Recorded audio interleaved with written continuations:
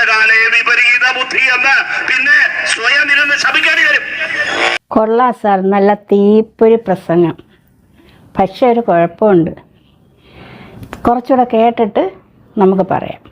അടിക്കണമെന്നൊക്കെ ചിന്തിക്കുന്ന ഏതെങ്കിലും ഒരു ദുർബല നിമിഷമുണ്ടെങ്കിലേ വീട്ടിലിരിക്കുന്ന ഭാര്യയോടും മക്കളോടൊക്കെ ഒന്ന് പറഞ്ഞേക്കണം, ആ ദുർബല നിമിഷത്തിൽ എന്നെ ഒന്ന് പുറകോട്ട് പിടിച്ചോളണം. ഇല്ലെങ്കിൽ വിനാശകാലേ വിപരീത ബുദ്ധി എന്ന് പിന്നെ സ്വയം ഇരുന്ന് ശപിക്കേണ്ടി വരും. ഒരു സംശയം വേണ്ട, ഞങ്ങൾ എവിടേക്കും വരില്ല. പക്ഷേ ഞങ്ങളുടെ മേൽ എവിടെയെങ്കിലും വന്നാൽ ഒരിഞ്ചു പുറകോട്ട് പോകുമെന്ന് ഒരുത്തരക്കരുതണ്ട, ഒരു കോൺഗ്രസ്സുകാരും കരുതണ്ട. ഭരണം വെച്ച് ചെയ്തു കളയാന്നാണ്. ഏത് ഭരണം? ഭരണം വെച്ച് നിങ്ങൾ എന്താ പോലീസിനെയാണോ ഉപയോഗിക്കുന്നത്? പോലീസ് നിയമപരമായി നിൽക്കും. പോലീസ് നിയമപരമായി നിന്നില്ലെങ്കിൽ പോലീസിനെ നിയമപരമായി നിർത്താൻ കമ്മ്യൂണിസ്റ്റ് പാർട്ടിക്ക് അറിയാം. നിങ്ങൾ ഞങ്ങൾക്ക് യാതൊരു വിധത്തിലുള്ള ഒരു പ്രയാസം ഉണ്ടാക്കേണ്ടതില്ല. ഉണ്ടാക്കിയാൽ തിരിച്ചു നിയമപരമായ പ്രതിസന്ധികൾ ഞങ്ങൾ ഉണ്ടാക്കും. നിയമപരമായ പ്രതിസന്ധികൾ ഉണ്ടാക്കും. അതുണ്ടാക്കാനൊക്കെ നല്ല വശമുള്ളവരാ, അതുണ്ടാക്കുകയും ചെയ്യും. അതുകൊണ്ട് കോൺഗ്രസിന് പോലീസിന്റെ ഏതെങ്കിലും സഹായം ഇപ്പൊ ഈ നിലയ്ക്ക് കിട്ടുമെന്നും കരുതുകയും വേണ്ട. ഇനി നാളെ അങ്ങനെ എന്തെങ്കിലും പോലീസിനെ വെച്ച് ഞങ്ങളുടെ മേൽ ഇറങ്ങിക്കളയാം എന്ന് കരുതിയാൽ ഞങ്ങൾക്ക് ആ സഹായം വേണ്ടട്ടോ, ഇല്ലാതെ തന്നെ ഞങ്ങൾ നിന്നോളും നിങ്ങൾക്ക് നേരെ. വളരെ നല്ല പ്രസംഗം. ആളുകളുടെ ഞരമ്പുകളിൽ രക്തം തിളയ്ക്കും. ഈ പ്രസംഗം കേട്ടിട്ട് ആൾക്കാർ നിങ്ങൾ എങ്ങോട്ട് വിളിച്ചാലും ചാടി ഓടി വരും. ഈ അടുത്ത കാലത്ത് EDയുടെ ഒരു പ്രശ്നം ഉണ്ടായല്ലോ, അവിടെ ഒരു സംഭവം ഉണ്ടായി സാർ. അതായത് 2 ദിവസം മുമ്പ് എൻ്റെ വീട്ടിലൊരു ഗ്യാസ് സ്റ്റൗ നന്നാക്കണമായിരുന്നു. ആ പയ്യൻ വീട്ടിൽ വന്നപ്പോൾ ഒരു കാര്യം പറഞ്ഞു, വളരെ സങ്കടം. EDയുടെ പ്രശ്നത്തിൽ ജയിലിലായ ഒരു പയ്യനുണ്ട്. വാടക വീട്ടിലാണ് അവർ താമസിക്കുന്നത്.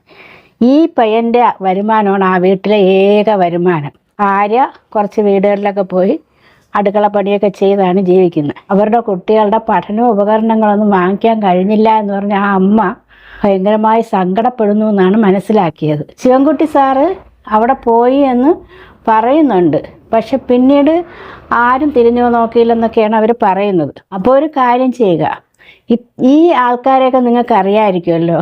അപ്പോൾ അവരുടെ വീട്ടിൽ പോയി അവർക്ക് കഴിക്കാൻ വല്ലതും ഉണ്ടോ, അവരുടെ കുട്ടികളുടെ ആവശ്യം നിറവേറ്റാൻ കഴിയുന്നുണ്ടോ, ഈ സ്കൂൾ തുറന്ന അവസരത്തിൽ കുട്ടികൾക്ക് എന്തെങ്കിലുമൊക്കെ ആവശ്യമുണ്ടോ ഒന്ന് അന്വേഷിക്കണേ സാറേ.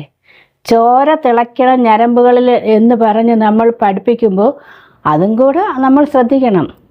ഈ ആൾക്കാർ വിളിച്ചോടി വന്നതാണ്, അങ്ങനെയാണ് അവർ ജയിലിലായത്.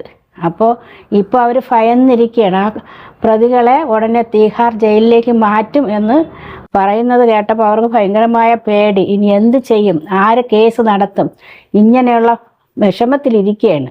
അപ്പം ഇത്തരം തീപ്പൊരി പ്രസംഗങ്ങൾ ചെയ്യുമ്പോൾ അവരെല്ലാം ചാടി വരും. പക്ഷേ അവരാപത്തിൽ പെട്ട് കഴിഞ്ഞാൽ പിന്നെ ആരും നോക്കാനും ഉണ്ടാവില്ല.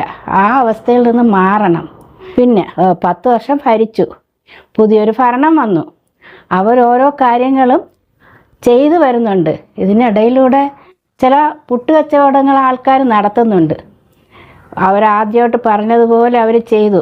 എന്താണെന്ന് വെച്ചാൽ സ്ത്രീകൾക്ക് ബസ്സിൽ ഫ്രീ ടിക്കറ്റ്. അത് കുറേ പാവപ്പെട്ട ആൾക്കാർ പറയുന്നുണ്ട് വളരെ നല്ലതാണെന്ന്. കാരണം ആറ്റിങ്ങൽ ഭാഗത്ത് നിന്ന് ട്രിവാൻഡ്രത്ത് വന്ന് ജോലിക്ക് ചെയ്തിട്ട് പോകുന്ന വ്യക്തികളുണ്ട്, അവർക്ക് നല്ല കാശാകുമായിരുന്നു. പക്ഷേ ഫ്രീ കൊടുത്തപ്പോൾ അവർക്ക് വളരെ ഗുണകരമായി എന്നാണ് അവർ പറയുന്നത്. പിന്നെ പറയുന്നുണ്ടല്ലോ കാശുള്ളവർക്ക് കൊടുക്കണ്ടെന്ന്. തീർച്ചയായിട്ടും മിക്കവാറും കാശുള്ളവരൊക്കെ ഒന്നീ പെണ്ണുങ്ങൾക്ക് തന്നെ ബൈക്ക് കാണും, അല്ലെങ്കിൽ കെട്ടിയവന്മാർ കൊണ്ടുവിടും. കുറച്ചാളുകൾ മാത്രമായിരിക്കും ഈ ബസ്സിനെ ആശ്രയിക്കുന്നത്. പിന്നെ ഈ എല്ലാ സ്ത്രീകൾക്കും സൗജന്യം കൊടുത്തതിൻ്റെ പിന്നിലെ കാര്യം എന്തെന്ന് വെച്ചാൽ അവിടെ വരുമാനം നോക്കണം, മറ്റു പല കാര്യങ്ങളൊക്കെ നോക്കി അതിൻ്റെ സർട്ടിഫിക്കറ്റുകളെ വെരിഫൈ ചെയ്യണം. അതൊക്കെ കണ്ടക്ടർക്ക് ഭയങ്കര ബുദ്ധിമുട്ടുള്ള കാര്യമാണ്.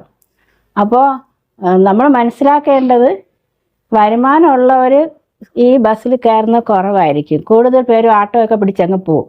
കുറച്ച് പേരായിരിക്കും ഈ ബസ്സിൽ യാത്ര ചെയ്യുന്നവർ. അപ്പോൾ എന്തായാലും ഒരു കാര്യം കൊണ്ടുവന്നു.